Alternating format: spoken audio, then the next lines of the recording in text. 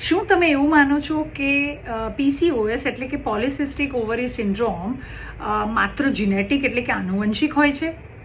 તો એ તદ્દન ખોટું છે. આજે આપણે ગુજરાતના આંકડા અથવા તો પર્સન્ટેજ પર વાત કરીએ તો લગભગ 13.5% females R suffering from PCOS.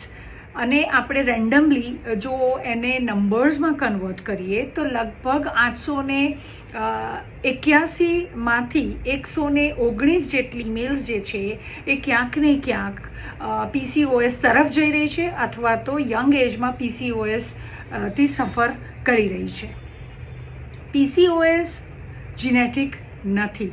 PCOS માટે આજે સૌથી વધારે જવાબદાર છે આજની આપણી લાઈફસ્ટાઈલ, જેનું મુખ્ય કારણ છે ઇરેગ્યુલર લાઈફસ્ટાઈલ, ઊંઘનો અભાવ અને જંક ફૂડ. આના કારણે જે રીતના કેસીસ અથવા તો આંકડા વધી રહ્યા છે એ ખૂબ જ ચિંતાજનક છે.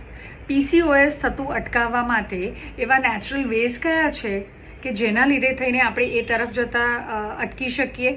તો first thing is your gut health is equal to your balance hormones.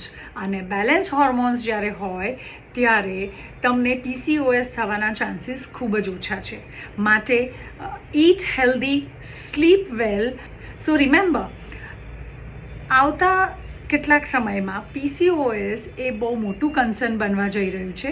સો ચાલો સાથે મળીને આજે જ આને અહીંયા જ રોકીએ with healthy lifestyle and healthy living.